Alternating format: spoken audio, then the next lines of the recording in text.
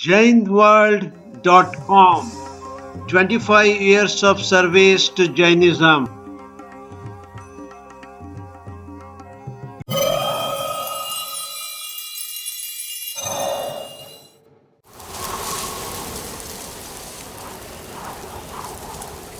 हाथ जो है कोई आप ध्यान मुद्रा ज्ञान मुद्रा में ले लीजिए और हाथ आप इस प्रकार से रखिए और उंगलियां ये दो उंगलियां मिली हुई या तो यहाँ पे या यहाँ पे और तीनों उंगलियां ऊपर से ऊपर की ओर 45 डिग्रीज करीबन 45 डिग्रीज या 50 डिग्रीज या ऐसा उंगलियां ऊपर तीनों सटी हुई एक दूसरे से मिली हुई और ये उंगलियां जो है या तो ध्यान मुद्रा ज्ञान मुद्रा जो भी आपको पोजीशन लेनी है and backbone should be straight most important is backbone should be straight और जहां तक पॉसिबल है हार्ड सरफेस पे बैठना है but if you want to be comfortable and take the soft one is okay but the hard surface gives its own benefit तो चलिए start करते हैं ओम नमः सिद्धेभ्यः ओम नमः सिद्धेभ्यः मैं भी आपके साथ बोलूंगा आप सब साथ में कहेंगे ओम नमः सिद्धेभ्यः और कल का सूत्र श्री संपन्नो हंसाम ह्रीं संपन्नो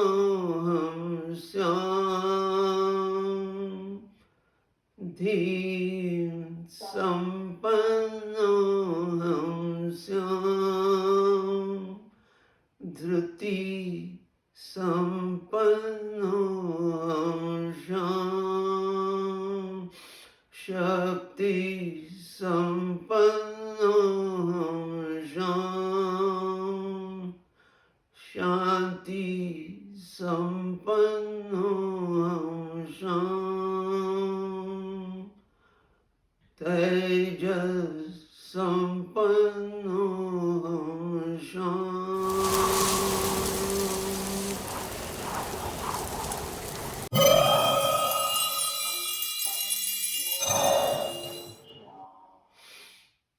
शुक्ल संपन्नो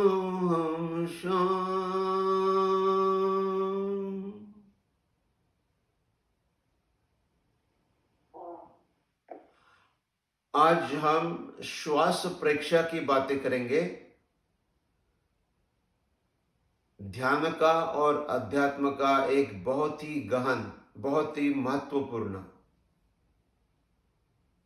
लगता बहुत सिंपल है बट उसके बेनिफिट्स बहुत बहुत ज्यादा है तो श्वास प्रेक्षा की आज हम बातें करेंगे जैसा कि हम सब जानते हैं कि यदि हमने खाना नहीं खाया भूखा रहना पड़े हमें तो भी हम करीबन 90 डेज तक तो आराम से चल सकता है काम कम ज्यादा कुछ लोग और ज्यादा कुछ 1 साल तक फास्ट करने वाले भी साधु है आज भी मगर एवरेज जो है कि 90 डेज समझ लो 70 डेज तो बहुत दिन तक हम जिंदा रह सकते हैं पानी नहीं मिला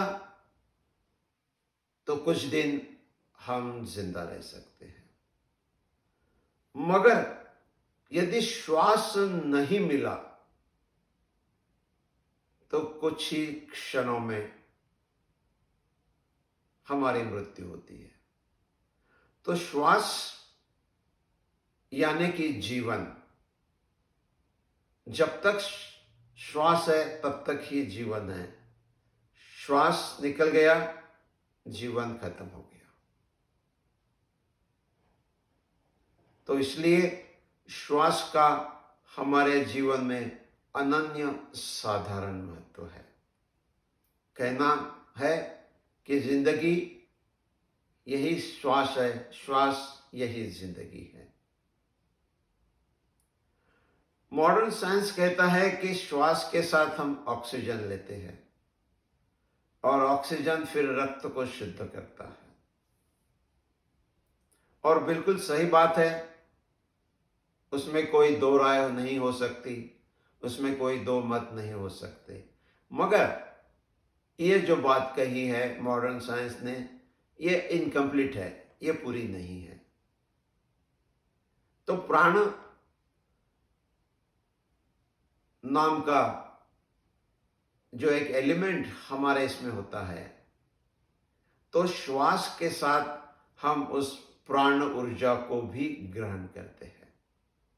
तो योग में हो या कर्म सिद्धांतों में हो, हम श्वास के साथ प्राण शक्ति भी लेते हैं। इसको हम प्राण वायु कहते हैं। तो श्वास के साथ ऑक्सीजन तो आता ही है, मगर प्राण वायु भी हम लेते हैं। और प्राण वायु के साथ प्राण शक्ति जो है वो हम अपने अंदर लेते हैं। प्राण ऊर्जा जो है हमारे जीवन के लिए अनिवार्य है। और ये प्राण शक्ति सारे त्रिलोक में फैली हुई है। जैसे कि पुद्गल फैले हुए हैं, जीव फैले हुए हैं, इसी प्रकार प्राण ऊर्जा भी सारे विश्व में फैली हुई है। तो जब भी हम सांस लेंगे तो ऑक्सीजन के साथ प्राण शक्ति भी हम उसके अंदर ले लेंगे। तो एक आचार्य ने पूछा कि भाई आप आहार क्या लेते हो, कहां कहां से आहार आता है? तो सामान्यतः जैसे हम कहते हैं तो लोगों ने कहा हाँ भाई हमको खाना वाना आता है, मुंह से खा लेते हैं, प्यास लगती है पानी मुंह से पी लेते हैं, आहार हो गया हमारा। मगर जनरली हम प्राण शक्ति के आहार की बात नहीं करते। और हमारे आचार्यों ने बहुत गहन अध्ययन किया और उन्होंने कहा कि हम प्राण का भी आहार लेते हैं। और कहां से लेते हैं? चारों तरफ से, चारों दिशाओं से। और ऊपर और नीचे पकड़ी तो 6 दिशा, और नैऋत्य ईशान्य वायव्य वगैरह पकड़े तो 10 दिशा। तो 10 दिशाओं से हम प्राण ऊर्जा को ग्रहण करते हैं। कब ग्रहण करते हैं? हर क्षण में। ऐसा कोई क्षण नहीं जाता है कि हम प्राण ऊर्जा ग्रहण नहीं करते, क्योंकि जैसे ही प्राण ऊर्जा का ग्रहण समाप्त हो गया, हमारी जिंदगी समाप्त हो गई। इसलिए हम कहते हैं जो मर जाता है तो उसके प्राण पखेरु उड़ गए, है ना। तो प्राण पखेरु उड़ गए मतलब उसमें प्राण शक्ति जो थी वो विलीन हो गई। अब उसके पास प्राण शक्ति नहीं है तो वो आदमी मर गया है। तो प्राण शक्ति जो है बहुत बहुत इंपॉर्टेंट है हमारे लिए। और इसीलिए 10 प्राणों का हमारे जैनिज्म में, जैन शास्त्र में उल्लेख है। तो जो 5 हमारे शरीर है, कौन से 5 शरीर है? तो औदारिक, या उसे औदायिक भी कहते हैं। औदायिक जो है ओरिजिनल शब्द है और उसका संस्कृत में करें तो औदारिक हो जाता है कभी। तो औदारिक शरीर है, तेजस शरीर है, कारमान शरीर है, वैक्रियक और आहारक है। तो हमारे ध्यान के लिए औदारिक यानी कि फिजिकल बॉडी, तेजस यानी कि एनर्जी बॉडी, और कर्मान जो कर्म का बना हुआ शरीर है, इन तीन शरीरों की, और उसके साथ तीन बल होते हैं। एक तो मनोबल, वचन बल और काय बल, यानी कि शरीर की क्षमता, एनर्जी, वाणी की क्षमता और मन की क्षमता, और उसके साथ जुड़ा हुआ है हमारा आयु कर्म, क्योंकि जैसे ही प्राण लेना बंद हो गया हम मर जाते हैं, यानी कि आयु कर्म का वहां ये आ जाता है। और 10वां जो है श्वासोच्छ्वास। तो श्वासोच्छ्वास जो है, जो हमारी ब्रीदिंग सिस्टम है, वो हमारे शरीर का ही एक हिस्सा।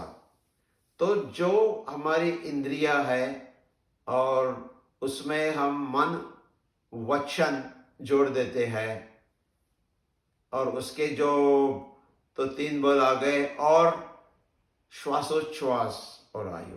तो ये 10 प्राण जो है, इसमें से श्वासोच्छ्वास बहुत इंपॉर्टेंट है। और सारी इंद्रिया चलने के लिए प्राण ऊर्जा की जरूरत है। प्राण ऊर्जा नहीं है तो कोई इंद्रिया काम नहीं करेगी, मन काम नहीं करेगा, वचन काम नहीं करेगा, श्वासोच्छ्वास जो है वो काम नहीं करेगा।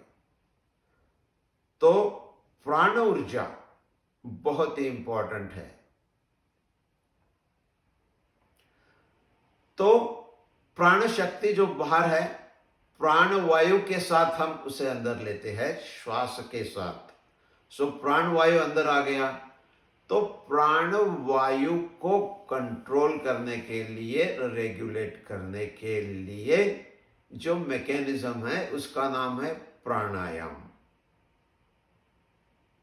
तो प्राणायाम जो है केवल श्वास को लेना छोड़ना ही नहीं है, मगर उसको रेगुलेट करना, ये भी प्राणायाम का काम है। तो देखा हमने कि प्राण शक्ति जो है बहुत इंपॉर्टेंट है, और इसीलिए श्वासोच्छ्वास भी हमारे लिए इंपॉर्टेंट है।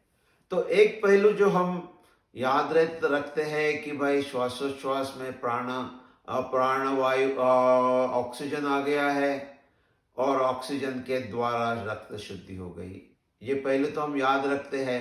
मगर उससे जो इंपॉर्टेंट पहलू है प्राण शक्ति का, उसे भी हमें याद रखना है, क्योंकि प्राण शक्ति ऑक्सीजन से भी ज्यादा इंपॉर्टेंट है। क्योंकि ऑक्सीजन तो आप बाहर से लगा सकते हो बॉडी में, है ना। कहते हैं कि भाई आईसीयू में है, वो ऑक्सीजन लगा दिया है और चल रहा है उसका काम। मगर यदि प्राण शक्ति बंद हो गई आनी, तो आपका जीवन समाप्त हो जाएगा। तो इसलिए प्राण शक्ति आती है, इस बात को हमें हमेशा याद रखना है कि हर श्वास के साथ प्राण शक्ति भी आ रही है। तो श्वासोच्छ्वास का बहुत इंपॉर्टेंट है हमारे इसमें, क्योंकि दूसरी एक बात है कि श्वास ही ऐसी चीज है, ऐसा सेतु है कि जो हमें हमारे अंतरंग से भी जोड़ देता है। तो बाह्य जो हमारा है, शरीर और इंद्रिया और मन वचन वगैरह, तो इसको हम कहेंगे कि जब हम बहिरात्मा में है ना, आउटर में है, तो भी श्वास चलता है वहां पे, और जब अंतरात्मा में चले जाते हैं तो भी श्वास हमको वहां जोड़े रखता है। तो बहिरात्मा से अंतरात्मा तक जाने का एक सेतु, एक ब्रिज जो है, वो केवल श्वास है, और श्वास के द्वारा ही हम बाह्य जगत से अंतर जगत से बाह्य जगत, तो जो ब्रिज बन जाता है वो हमारा श्वास है।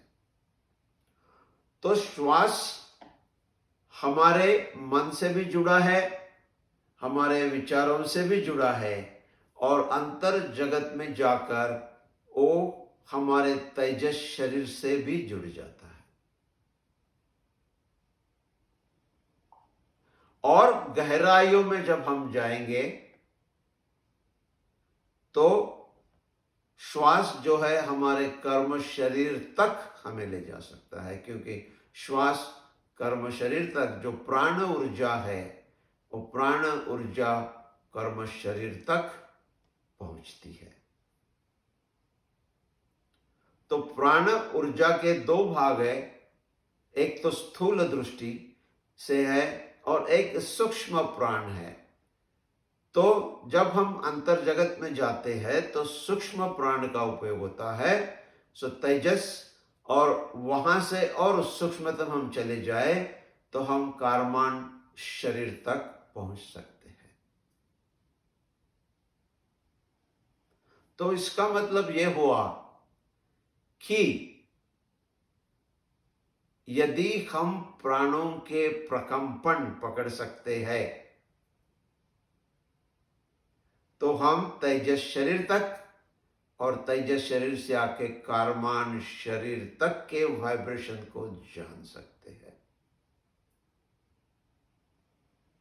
और यदि हम समझ लो कारमान शरीर के वाइब्रेशन, इतनी डीप मेडिटेशन हमारी आ गई और आ सकती है, इसमें कोई प्रॉब्लम नहीं, ओनली प्रैक्टिस करें, हम सही ढंग से प्रैक्टिस करें तो हम जैसे अंतर जगत में जाते हैं तो तेजस शरीर के वाइब्रेशन पकड़ेंगे और ज़्यादा हमारी स्किल बढ़ गई और ज़्यादा हमारी एफिशिएंसी आ गई ध्यान की, हम गहरे ध्यान में जा सकते हैं, तो कारमान शरीर के स्पंदन भी हम पकड़ सकते हैं।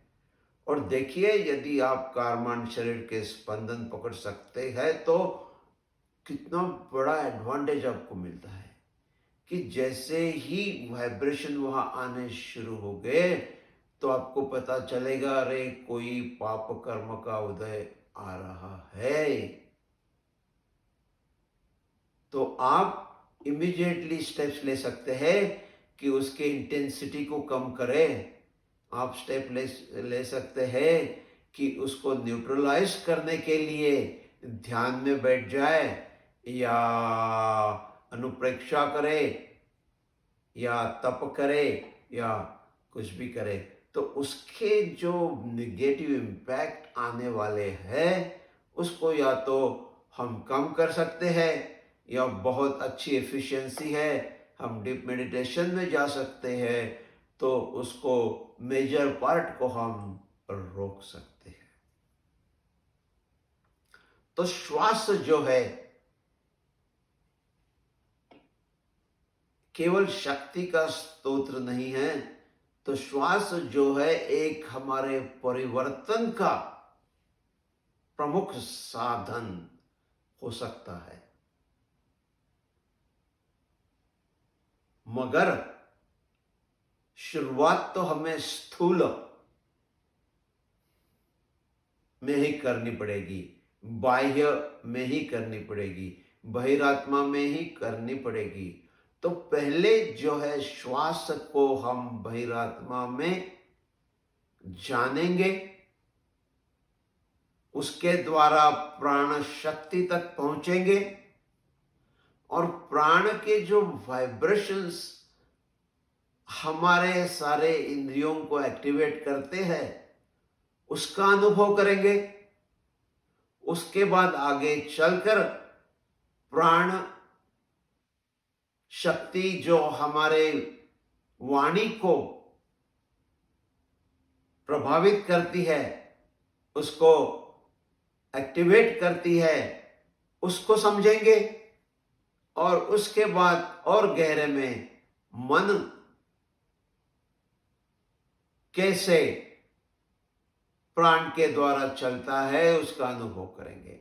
तो ये थोड़ी स्थूल जगत की, थोड़ी सूक्ष्म जगत की बात हो गई।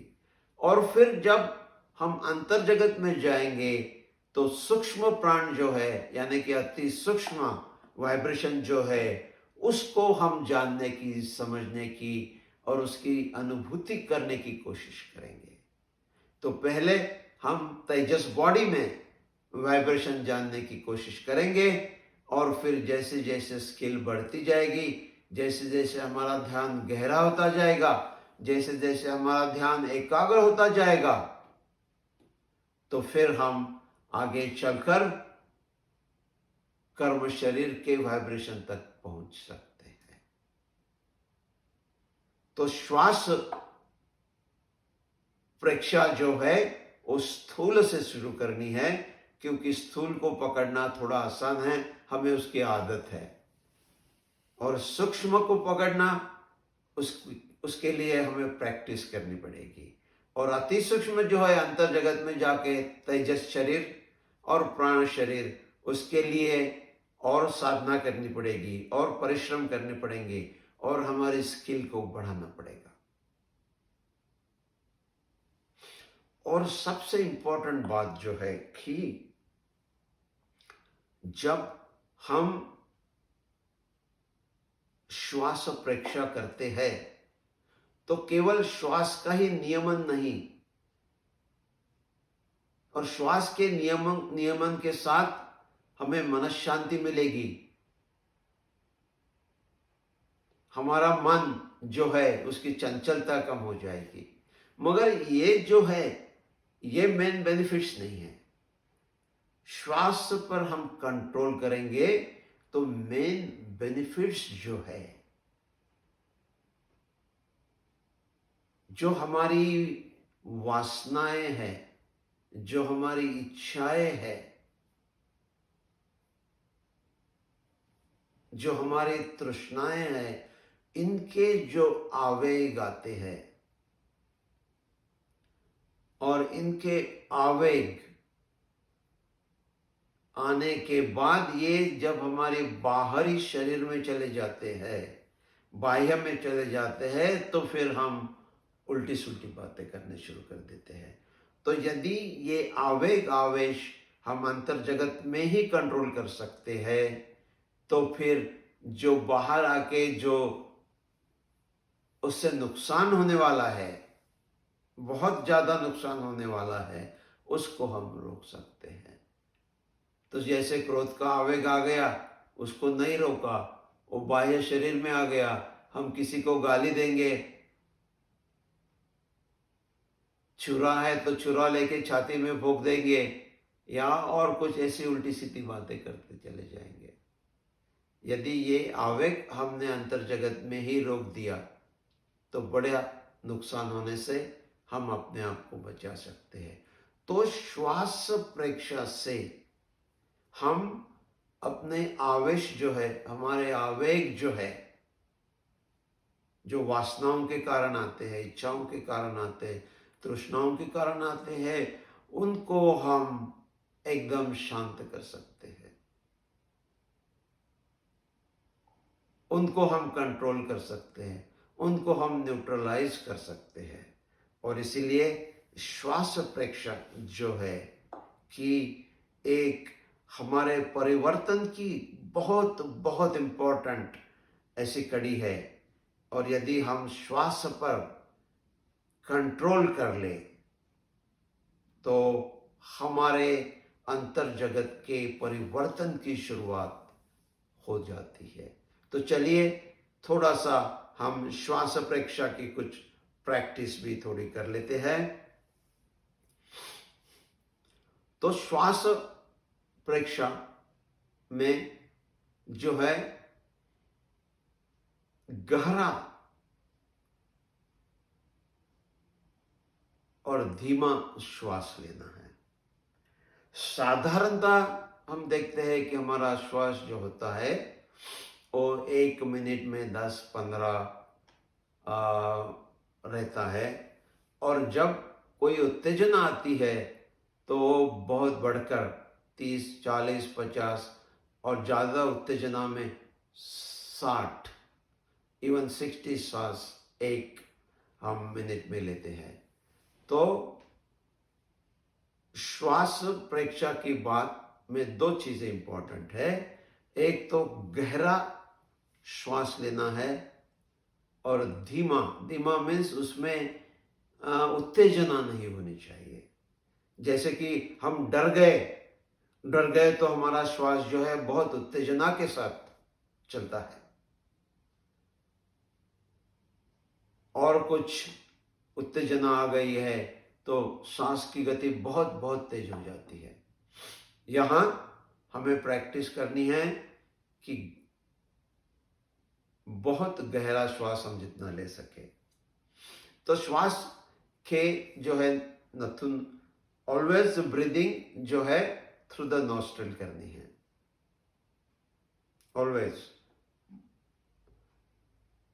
मुंह जो है उसमें से ब्रीदिंग कभी नहीं करनी है, क्योंकि नॉस्ट्रिल में जो होता है तो एक तो हमारे बाल होते हैं, और नॉस्ट्रिल में जो है चिकनाहट जो होती है, तो जो हम ब्रीथ ले रहे हैं तो बाल जो है उसमें से जो पार्टिकल्स होते हैं, कुछ फ्लोटिंग पार्टिकल्स, उसको रोक लेता है। और जो चिकनाहट होती है वो सारे बैक्टीरियाज जो है, वायरस के कण जो है और धूली के कण जो है उसको एब्सॉर्ब कर लेता है, ताकि जो श्वास हम अंदर लेते हैं हमारे बॉडी में जाता है तो ये वायरस के कण जो है, ये डस्ट पार्टिकल्स जो है और बाकी जो बैक्टीरियाज वगैरह है, तो इनसे हम बच जाते हैं। नहीं तो ये सीधे फिर हमारे लंग्स में चले जाएंगे। तो इसलिए ऑलवेज मुंह से श्वास लिया तो ये कुछ नहीं होता है, सीधे जो लिया अंदर चला गया। तो always breathing through the nose, never breathe through the mouth, very important. तो चलिए एकदम रिलैक्स होकर बैठ जाइए, बॉडी में कहीं भी टेंशन नहीं। तो डीप ब्रीदिंग से पहले हमें थोड़ा सा कायोत्सर्ग कर लेना चाहिए, 2 मिनट्स, 3 मिनट्स, 4 मिनट, जैसी आपकी एफिशिएंसी है ना। तो एफिशिएंसी नहीं है तो कुछ लोगों को 8-10 मिनट भी लग जाता है कायोत्सर्ग के लिए, बट जैसे एफिशिएंसी बढ़ती जाएगी, यू बिकम एक्सपर्ट, तो 2-3 मिनट, 4 मिनट में बहुत अच्छा कायोत्सर्ग हो सकता है। तो कायोत्सर्ग को डेफिनेटली प्रैक्टिस करते रहना है, और कोई भी अच्छी चीज करनी है तो थोड़ा सा कायोत्सर्ग क्विकली करके, तो प्राणायाम करने हैं तो कायोत्सर्ग करके, ध्यान करना है तो कायोत्सर्ग करके करना है। तो अब हम समझ लेते हैं कि पूरी बॉडी आपकी रिलैक्स है, नहीं है तो कर लेनी है, जहां टेंशन है उसको जाके क्विकली रिलैक्स कर लेना है। तो ब्रीदिंग के 4 पार्ट होते हैं। एक तो ब्रीद आउट, तो breathe out is this thing. Then बाह्य कुंभक, हम श्वास को रोक लेते हैं ब्रीद आउट के बाद, उच्छ्वास जिसे हम कहते हैं, उच्छ्वास के बाद हम रोक लेते हैं, उसको बाह्य कुंभक कहते हैं। फिर हम श्वास लेते हैं और श्वास अंदर तक चला गया, पेट तक चला गया, फिर हम उसको रोक लेते हैं, उसको अंतर कुंभक कहते हैं, और फिर छोड़ देते हैं। तो ये 4 जो क्रिया है हमें डिस्टिंक्टली ऑब्जर्व करनी है, और जितनी डीप ब्रीदिंग आप कर सकते हो करनी है। तो चलिए स्टार्ट करते हैं। हाँ जी, तो चलिए स्टार्ट कर देते हैं डीप ब्रीदिंग। तो एकदम बैकबोन सीधा रखिए, और जिनको पद्मासन पॉसिबल है पद्मासन में बैठ जाइए। The best breathing is possible only in Padmasan. In any other asan, it will be 70%, 60% based on your body posture. तो जिसको पॉसिबल है पद्मासन में आ जाइए, नहीं तो जिस पोजीशन में रिलैक्स है बॉडी, कहीं टेंशन नहीं, पेट में टेंशन नहीं, कहीं नहीं, तो लीजिए सांस, एकदम गहरा श्वास, और जब श्वास लेते हैं तो पेट फूलता है, बाहर की ओर जाना है। तो पहले गहरा सांस लिया हमने, पेट बाहर की ओर फूल गया, तो ज्यादा हवा अंदर आ गई। ज्यादा, जितनी ज्यादा हवा आएगी उसके साथ ज्यादा ऑक्सीजन आएगा, उसके साथ ज्यादा प्राण शक्ति आएगी, तो बहुत बेनिफिट है। जितना कम सांस लिया तो उतने डिस्काउंटेड हो जाती है। तो नॉर्मली 1 लीटर या 1.5 लीटर ऐसा श्वास लोग लेते हैं, बट जैसे आपकी प्राणायाम की स्किल बढ़ती जाएगी, you can make it up to the 5 litres. सो मतलब है कि 5 टाइम्स मोर बेनिफिट आपको उसी क्रिया से मिल जाएगा, जिससे आज ओनली 1 बेनिफिट मिलता है। तो आप गहरी सांस लोगे, डीप सांस लोगे, तो 5 टाइम्स बेनिफिट आपको मिल सकता है once the skill is improved. तो चलिए, पेट को बाहर लीजिए, सांस को खींचिए। अब सांस को रोक लीजिए अंदर, जितना हो सके रोकना है।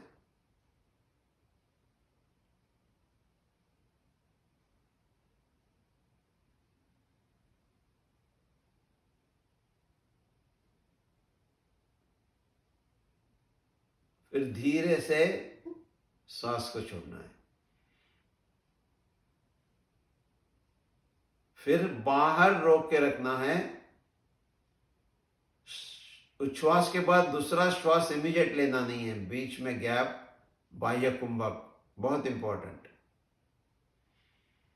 और फिर अब सांस को खींच लिया, फिर से श्वास ले लिया, डीप ब्रीदिंग, डीप ब्रीदिंग, पेट बाहर की ओर।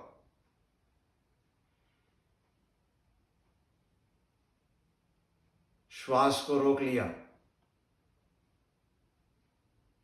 जितना हो सके रोकना है। फिर श्वास को छोड़ना है, पेट अंदर की तरफ जाएगा और पूरा पेट अंदर की तरफ जाएगा, तो पूरा श्वास फुल, पूरा जो श्वास है पूरा का पूरा बाहर जाना है। तो इसीलिए पेट की जो लोहार का जो भाता होता है, उस प्रकार से पेट हमारा आगे पीछे होना है। तो श्वास लेते हैं तो पेट फूल गया है, बहुत ज़्यादा श्वास हम ले सकते हैं, और छोड़ते समय पेट को अंदर करना है, ताकि सारा उच्छ्वास जो है, जो हवा ने शरीर के अंदर की गंदगी ले ली है, CO2 ले लिया है, बाकी गंदगी, उसको पूरा बाहर फेंकना है। तो इसीलिए पूरा उच्छ्वास जो है फुल पेट एकदम अंदर जाएगा, जितना जा सकता है। और फिर हमने श्वास लिया, धीमा और गहरा।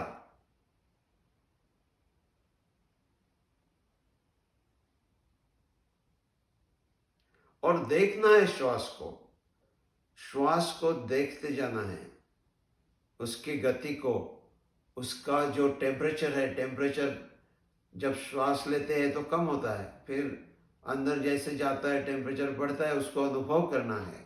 और जो बाहर उच्छ्वास छोड़ते हैं वो एकदम जो अंदर आता है उससे हॉट होता है। तो उसको हमें देखना है टेम्परेचर, और श्वास जैसे जाता है उसके साथ मन को लगा देना है। तो इसको कहते हैं कि श्वास को आलंबन बना लेना है। तो मन उसके साथ जोड़ दिया, तो मन को काम दे दिया कि भाई आप श्वास को देखना है, तो फिर बाकी जो चीजें मन की होती है वो बंद हो जाती है, मन पर हमारा कंट्रोल आ जाता है। तो जब भी ज्यादा विचार आपके मन में आ रहे हैं तो बैठ जाना है, दीर्घ श्वास प्रेक्षा को शुरू कर देना है, और दीर्घ श्वास देखते देखते कुछ मिनटों में आपका मन शांत हो जाएगा, मन शांति आपको आ जाएगी, केवल दीर्घ श्वास के कारण। चलिए प्रैक्टिस करते हैं। और गहरा श्वास लीजिए, पेट बाहर की ओर फूलेगा, फिर वहां रोकना है, फिर श्वास को छोड़ना है, पेट अंदर की तरफ जाएगा तो उच्छ्वास को बाहर फेंकेगा।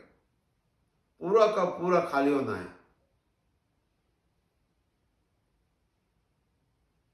फिर से हमने श्वास को लिया। तो इस प्रकार से हमें बाह्य जगत में इसको करना है। अब थोड़ा सा अंतर जगत में चले जाते हैं। तो जैसे ही समझ लो कि आपको कुछ गुस्सा आ गया, या कुछ आप बहुत ग्रीडी फील कर रहे हैं, या कोई भी उत्तेजना जो आती है वासना के कारण, तो जब भी ऐसी बहुत स्ट्रांग उत्तेजना आती है तो आप यदि घर में हैं तो बैठ जाइए, अपने कमरे में जाकर बैठ जाइए और कमरा बंद कर दीजिए और बैठ के दीर्घ श्वास लेना है और बाह्य कुंभक करना है, यानी कि श्वास को बाहर रोक के रखना है। उच्छ्वास आपने कर दिया, यानी कि सारा श्वास बाहर चला गया, और कुंभक, बाह्य कुंभक करना है जितना हो सके। तो आप देखोगे कि 3 या 4 मिनट में आपका सारा आवेग खत्म हो गया। बिल्कुल, इससे ज्यादा समय नहीं लगेगा। ये तो स्टार्टिंग में इतना समय लगेगा, मगर जैसे ही आपकी प्रैक्टिस हो जाएगी, सो विद इन 2 मिनट्स कितना भी आवेग है वो आपका आवेग शांत हो जाएगा, केवल बाह्य कुंभक के द्वारा। क्यों? कि जो आवेश आते हैं उसको अंतर जगत से बाह्य जगत, वो कैसे आता है? वो श्वास के द्वारा आता है। और यदि आपने श्वास को रोक लिया तो मतलब है अंतर जगत से बाह्य जगत तक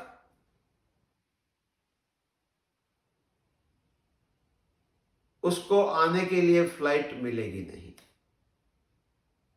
तो क्रोध आ गया तो अंतर जगत से बाह्य जगत के लिए उसको श्वास जो है फ्लाइट देता है,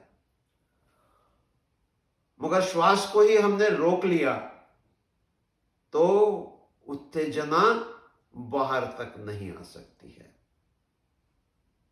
तो जैसे बॉम्बे जाना है किसी को, एयरपोर्ट पे चला गया, अटलांटा एयरपोर्ट पे टेररिस्ट है, तो हमने फोन करके बोल दिया कि भाई ये फ्लाइट कैंसिल करा दो, वो फ्लाइट कैंसिल हो गई और टेररिस्ट इधर का इधर रह गया, बॉम्बे तक नहीं पहुंच सका।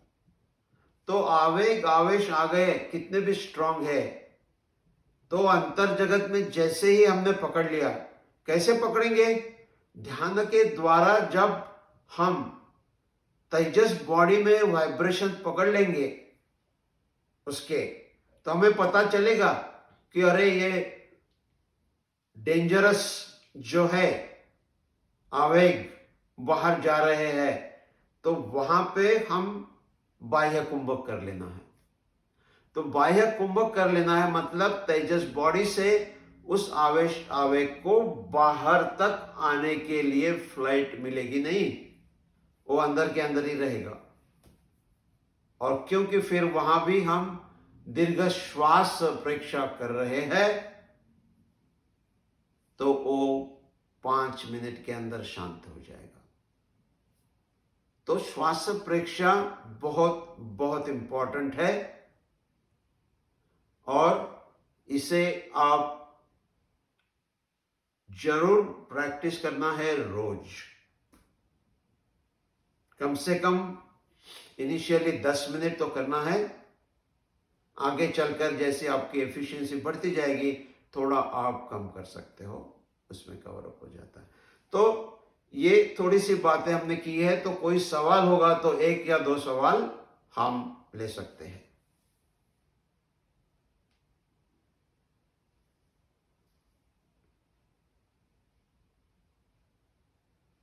तो It took like how बाहर किया? Should we wait to नहीं, फिर से थोड़ा लाउडली बोलिए आप, मैंने सुना नहीं क्लियरली। जैसे हमने सांस बाहर लिया, लाइक एक बार अंदर लेके फिर बाहर किया, हाँ। so how long should that be to inhale again? हाँ, सो दैट इज, उसको हम बाह्य कुंभक कहते हैं। तो श्वास, उच्छ्वास बाहर छोड़ा और दूसरा श्वास लेने के बीच में जो गैप है उसको हम बाह्य कुंभक कहते हैं। तो ये बाह्य कुंभक आप जितना बढ़ा सकती हो उसके एक्सट्रीमली बहुत ज्यादा बेनिफिट मिलते हैं।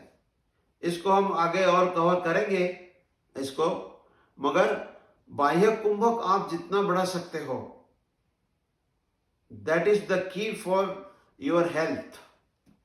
हेल्थ जो है, हमारी इमोशनल स्टेबिलिटी जो है, मन पे कंट्रोल जो है, मन शांति जो है, हमारा बलवर्धन जो है, मनोबल, वचन बल, काय बल, ये सारी जो बाह्य कुंभक जितना हम अच्छा करेंगे उतना वो बहुत जल्दी हमें उस पर ग्रिप आ जाती है। तो बाह्य कुंभक जितना बढ़ा सकते हैं उतना बहुत अच्छा है, और प्रैक्टिस करनी पड़ेगी।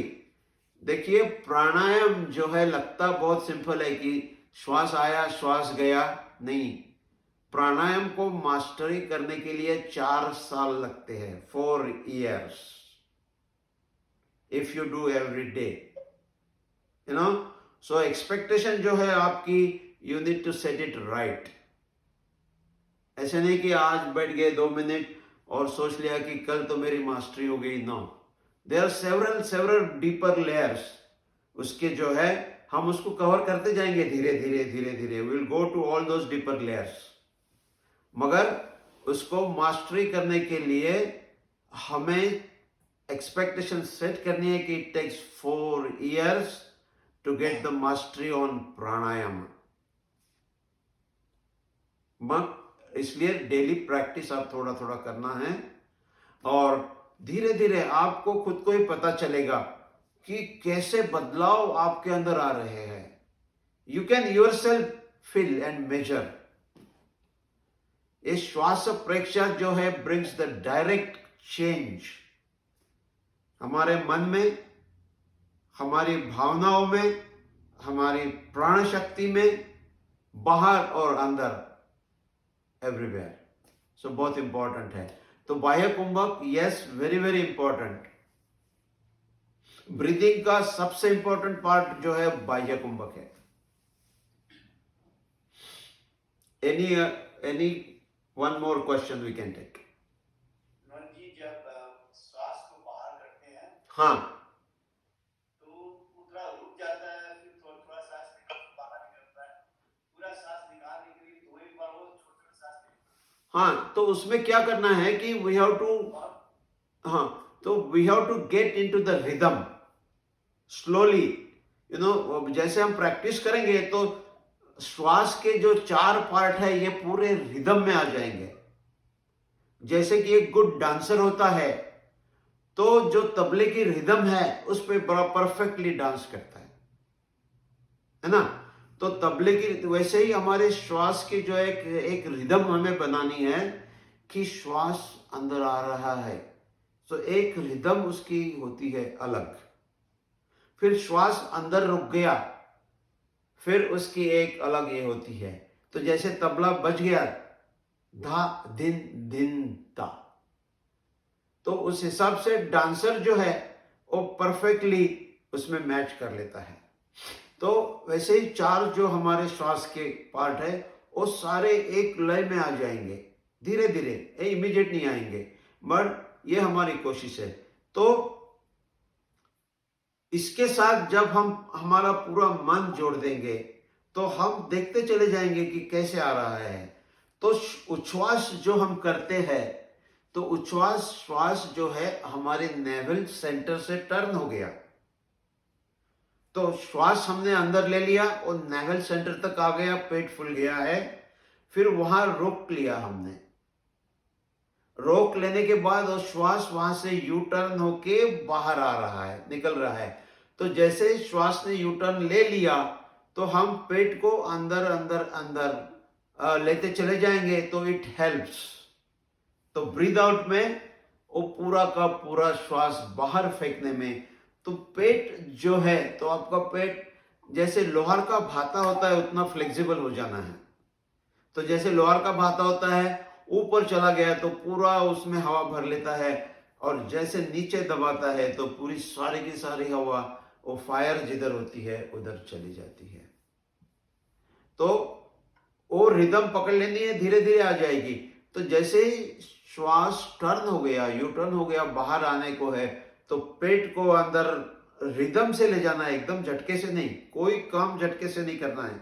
पूरा जैसा एक डांसर का रिदम होता है, वो एकदम with the grace. A good dancer has a grace. जैसे कि माधुरी दीक्षित डांस कर रही है, तो she has a grace that उसके हर मूवमेंट जो है कि पहले मूवमेंट से भी जुड़ी हुई है और आने वाले नेक्स्ट मूवमेंट से भी जुड़ी है विथ ए ग्रेस। तो दैट इज इंपॉर्टेंट। तो same we have to bring in the breathing, तो वो ग्रेस आपकी आ जाएगी। आगे चलकर हम देखेंगे और कि कैसे हम सिंक्रोनाइज करेंगे breathe in and breathe out, कैसे सिंक्रोनाइज करेंगे बाह्य कुंभक एंड अंतर कुंभक, तो that synchronization also is a further skill development part, उसको हम आगे कवर अप करेंगे। तो चलिए with this will conclude. So 3 बार ओम नमः सिद्धेभ्य कहेंगे और फिर हम कंक्लूड कर देंगे। ओम नमः सिद्धेभ्य,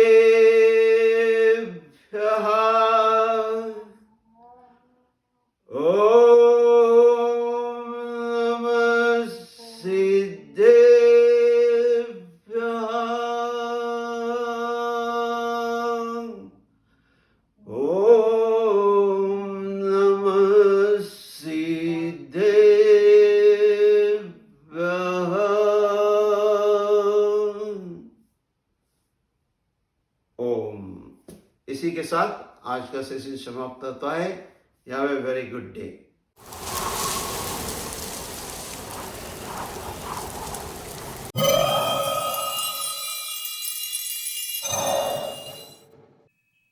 jainworld.com 25 years of service to Jainism.